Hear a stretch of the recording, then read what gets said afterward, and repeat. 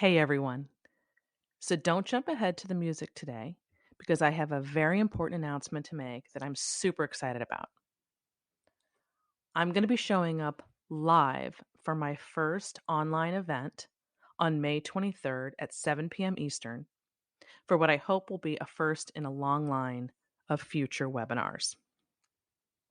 The title of this inaugural event is 7 Habits of Highly Successful Couples, and you can find out all about it at suzannevenker.com/events. The program will last approximately 90 minutes, and costs $40. However, if you become a Patreon supporter, you will receive a notification about how to attend this event at a steep discount. Just go to patreon.com/The Suzanne Venker Show, and once you become a member, you'll receive an email with a coupon code that you can use when you sign up for the webinar. Or if you prefer to pay full price and not take that extra step, that's perfectly okay too. The more important thing is this. If you're under the impression that some couples are just luckier than others and thus find marriage easier than you do not want to miss this event. What actually separates couples who are successfully married from those who aren't isn't luck, but habits. These habits result from a mindset that allows these folks to go the distance. And you can cultivate them too. So once again, go to suzannevenker.com/events to learn more about this webinar. And if you want to take an extra step to become a Patreon subscriber of the Suzanne Venker Show and receive a coupon code that you can use when you sign up for the event, you can do that as well. I can't wait to be with you all live for the first time. So excited.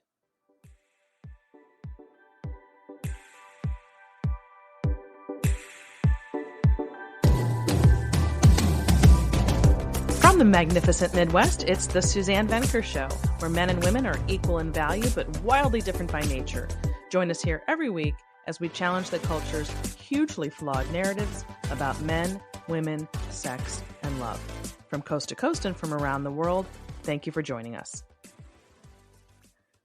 So you've probably heard that many millennials who are right now between the ages of 27 and 42, and this is also trickling down to Gen Zers somewhat, but millennials are definitely leading the pack on this, say that they're not having kids because of money, that they can't afford it, in other words. And they've said this same thing about marriage. This age group, more than any other, is under the misguided notion that you get your finances settled in life first, and then you get married and have kids.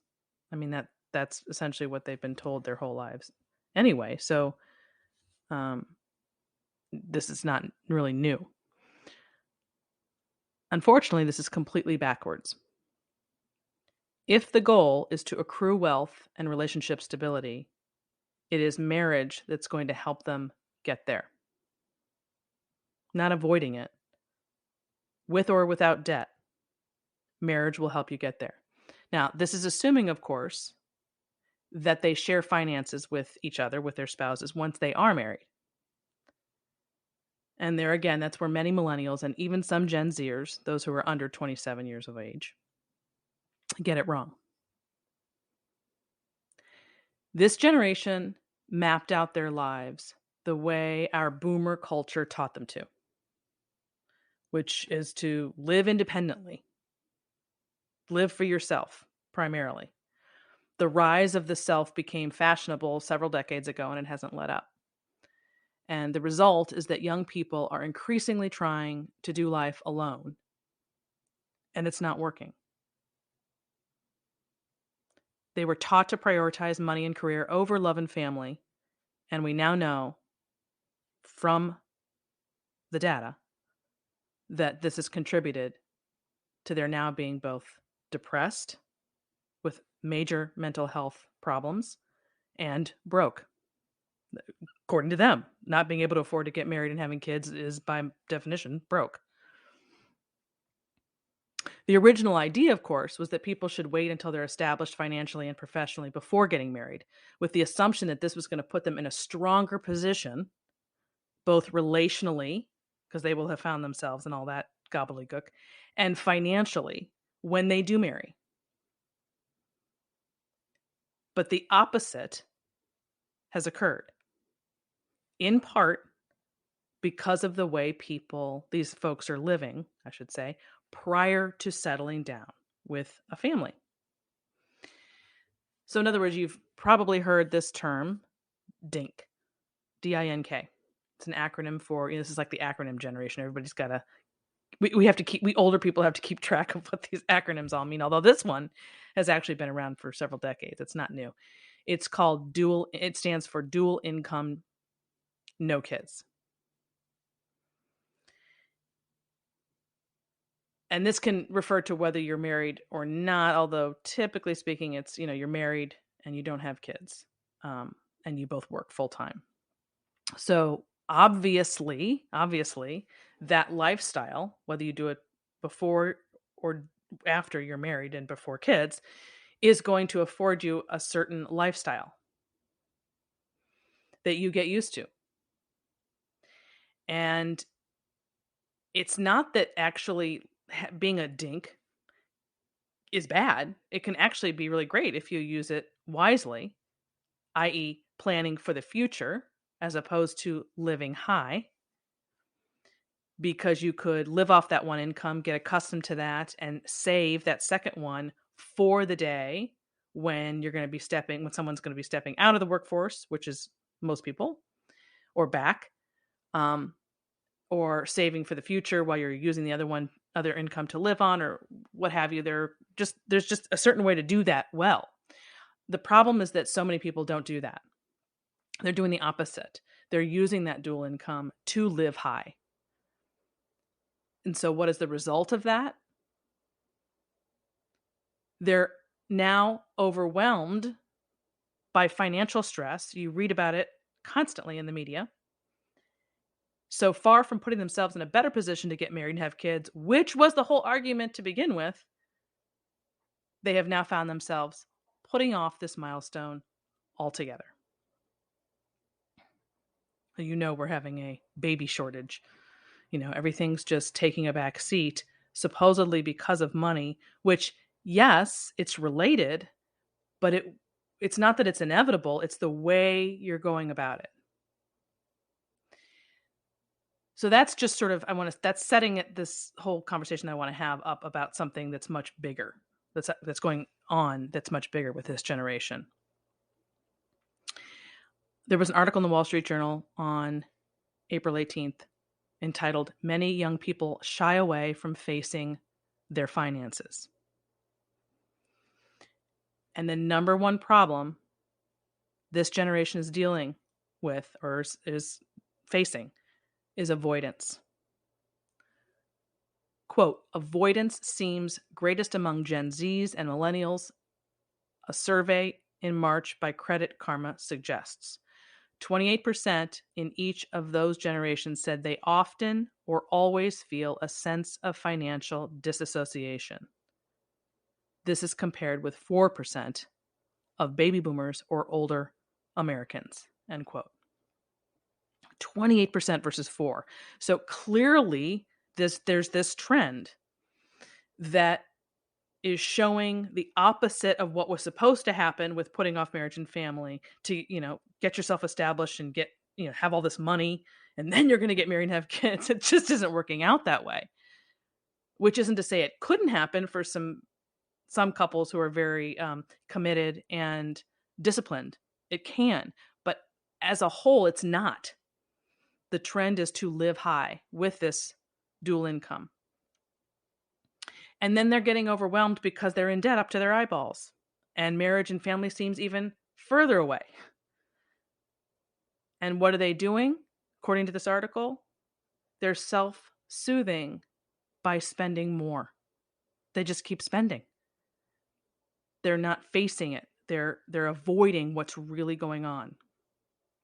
Alexis Howard, 28-year-old financial advisor, said, quote, "People are really just prioritizing happiness And a lot of folks see happiness in traveling, eating out, but simultaneously value larger long-term goals like owning a home and retiring with wealth.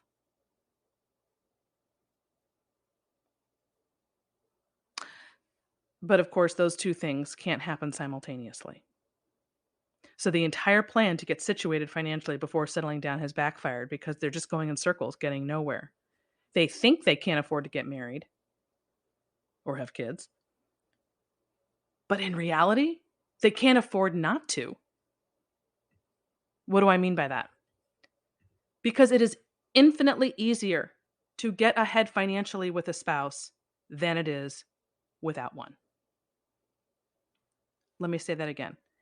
It is infinitely easier to get ahead financially with a spouse than it is without one. But again, that's assuming that once you commit, you go all in and pool your finances. If you don't, then you won't make any traction. And unfortunately, many millennials and Gen Zers too, some, I don't have the numbers on, how that breaks down with each generation. They aren't doing this, pooling their finances, because of that same avoidance problem I just talked about. It's as prevalent in their marriages as it is when they're on their own. It's just a massive, massive problem. I see it every week. I see it in people I know personally, and I see it with my coaching clients, and I read about it ad nauseum, and I hear it. I'm a Dave Ramsey listener, and so I mean, every day, hours and hours of call-ins, and they're all millennials and Gen Zs, and I just can tell you what it's just foreign to so many of these people. The concept of sharing your finances, because to share them is to go deep. It is to get underneath the surface of what's really going on in your marriage. And that's what I wanted to focus on today. So a Facebook follower of mine alerted me to a new Netflix program called How to Get Rich. And the host, he basically interviews or works with both individuals and couples on their finances. But I honed in on this one couple because it was it was reminding me of looking at myself coaching from the outside, talking to people the way he was doing it. And this one couple was so representative of the kind of thing I see. So I wanted to play a clip from that, where the host asks the couple, their names are Amani and Matt, how big of a problem finances is between them.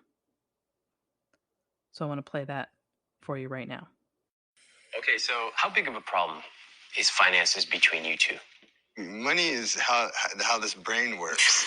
Meaning I'm what? in sales, okay. So if there's a financial problem, it is the root of all evil. She'll come in I here can't yelling. sleep if I'm stressed out about money. Why? I end up avoiding it, not wanting to talk about it, and then we end up fighting about it. So I end up avoiding it because I'm literally taking care of him, my two daughters, myself. I have so much expenses. I'm only 27 years old, and I feel like I'm carrying the world on my shoulders. I feel like my finances control me while I'm supposed to be controlling finances. I never know every month, how much really I'm spending. Some months I'm in negative where my expenses are more than the money I'm bringing. That's where I fall to credit cards. Half of my pay is, commissions, and some months it's great, some months it's not. It varies, it goes up and down. Then I just keep using credit cards until the money picks back up and I can even out again. All right, Matthew, I want to hear from you. What are the financial challenges between the two of you? The more money she's made, the less valuable I am. That's a very strong statement. That's how I feel, though. When I was working, I had the freedoms to do the things that I wanted to with my own money. Okay, and you were working as what? I'm an electrical engineer. An electrical engineer? Correct. Okay, and so What changed? When I stopped working, I didn't intentionally say that I'm just going to be the stay-at-home dad, but I mean, we more and more relied on me being at home. Okay, that sounds like a lot of responsibility. It is. It is. I work harder now than I did when I was an engineer. And I get less respect and less reward. What does that mean? That I literally have absolutely no decisions in anything to do with money. Like what? What does that mean? Nothing. I mean, you name it. I'm working very hard. If you're going to spend something, I don't want to be surprised by it. I want to know what it is and why we're spending it. She definitely devalues what I do for the house rather than what I used to do for employment. Do you trust him? Financially or? Financially. No, I don't.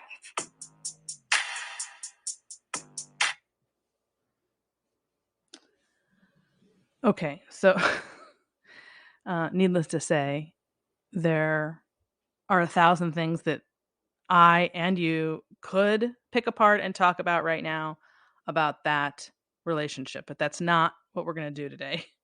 Obviously, that is a major role reversal and it's a shit show, and that fortunately it supposedly gets better and as he helps them. But the purpose of my playing that clip for you, the purpose for this episode of what I'm talking about today, is that I just want to highlight two things in particular about that exchange. Because it may be extreme because he's at home. He stopped being an electrical engineer because she has a really high paying job.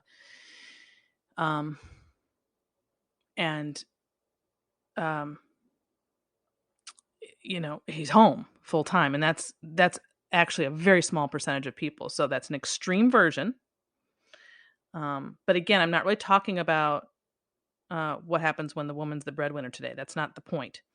Two things to highlight on that exchange was the avoidance comment that you heard, that she said, I just choose to avoid it because it's too painful or whatever she said exactly, which is always going to result in eventual conflict, but it's worse later. It's worse conflict later because now you have built up resentment on top of dealing with the problem itself.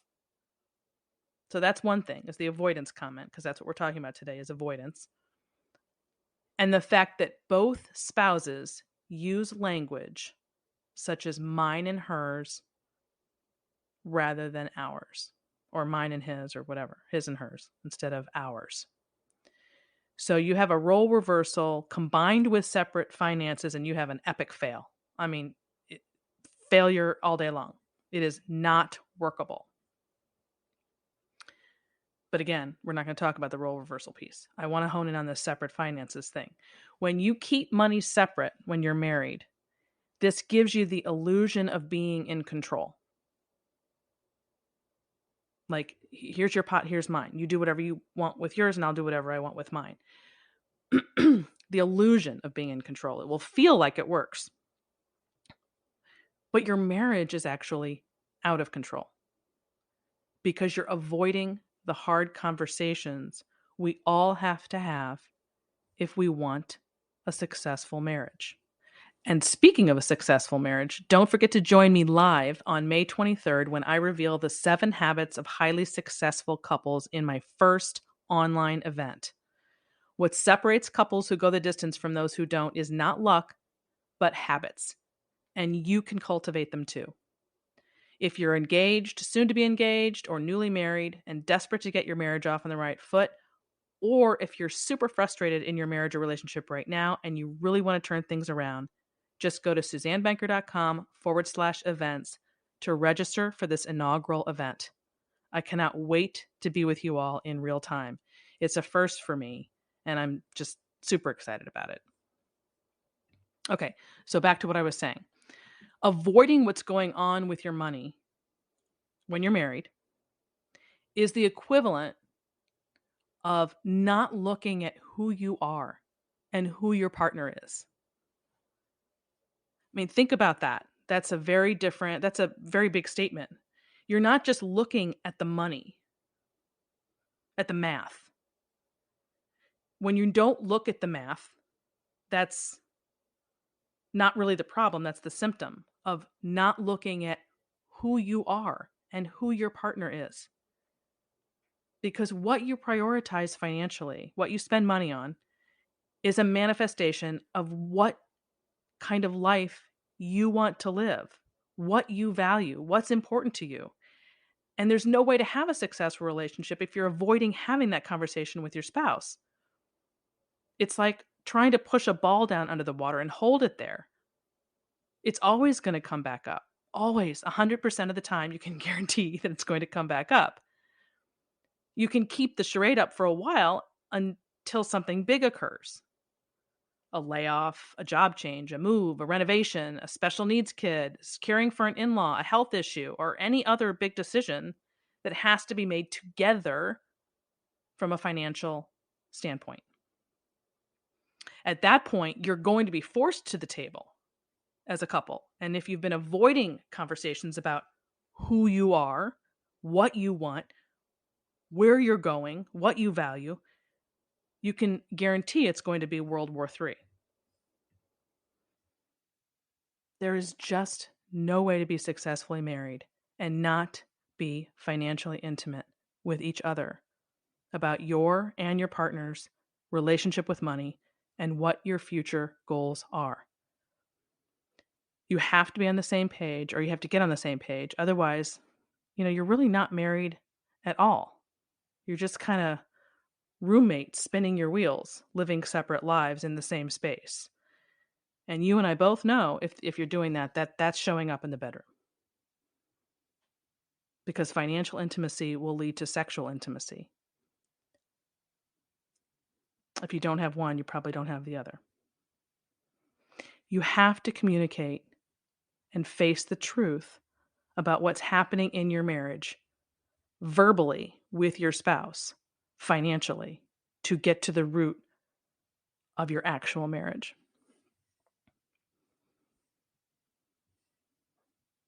So the bottom line for millennials and Gen Zers is it's kind of a bigger scale concept. It's not, I want to talk about this avoidance thing in several different arenas, because it's clearly a problem inside of marriages, for sure. And again, it's not like that in and of itself is new. It's just that now it's a bona fide trend.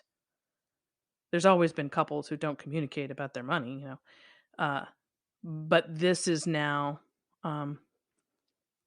generational.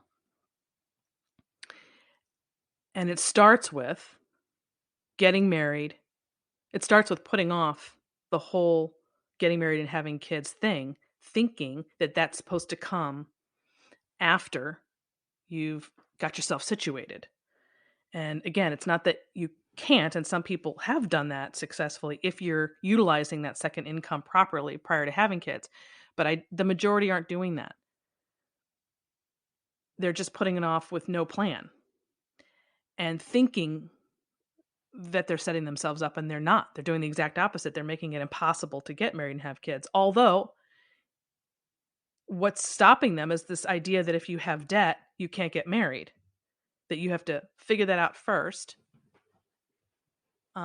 before you do that. This is super, super common. But again, going back to what I said before, you're going to make traction with two people working toward that debt and building wealth together when you're sharing finances and communicating about it, than you are, on your own. So having debt should not stop you from getting married. But that's assuming, once again, that once you're married, everything's pooled. You think in terms of we, one, marriage, the thing, right? It's not you and me being roommates, living separate lives. It's one.